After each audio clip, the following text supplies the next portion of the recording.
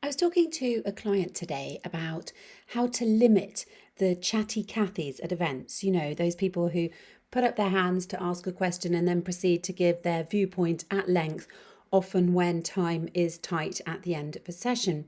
And it made me think, because if this is a real problem at your events, then maybe you're not providing enough opportunities for the audience to contribute to them. Now, if we look at the traditional event model, it's generally experts and contributors delivering keynotes and lectures, presentations to a passive audience. Now, this is not me saying don't worry about the content of your events or the quality, because that is not what I'm saying, but I think the event should be way more than just what is presented on stage. Yes, the content shared by contributors is valuable, but the real magic can often lie in the collective intelligence, experiences, and insights of your audience. So, why does audience contribution matter so much? Well, when we actively engage with an event, we are more likely to retain information and have a memorable experience, a good memorable experience.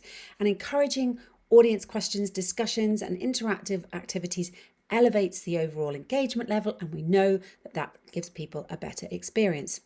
Now, your audience brings a wealth of knowledge and experiences with them every time they go anywhere. And if you can harness these all these different diverse perspectives, by prioritizing audience contribution, you will have richer discussions. People are much more likely to form connections and continue the conversation beyond the event.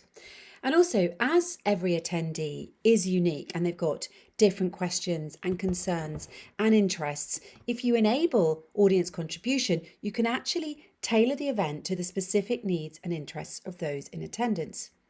So that's all well and good, but how do we do this? Well, first of all, add interactive workshops to your agendas, please.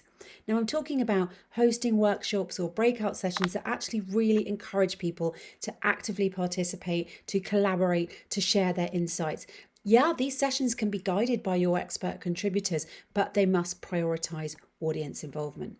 And something else you can do, incorporate open discussions, Q&A sessions, panel discussions, giving lots of time for the audience to ask questions and share their thoughts so that they're really engaging in meaningful conversations with the contributors, not just 5 minutes at the end. You want to be getting your attendees involved from the beginning, the middle, all the way through to the end. And it won't make the session super long if you are organised and you use polling platforms, you get some questions ahead of time, and you're just making sure that your contributors are set up for this, that they're aware this is how the session should be running.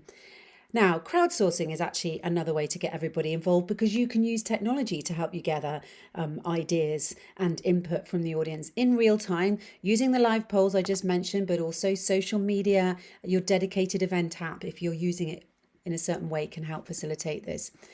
You also need to allocate really good time for what I call structured networking events, allowing attendees to really connect and exchange ideas with the people that they've come to meet.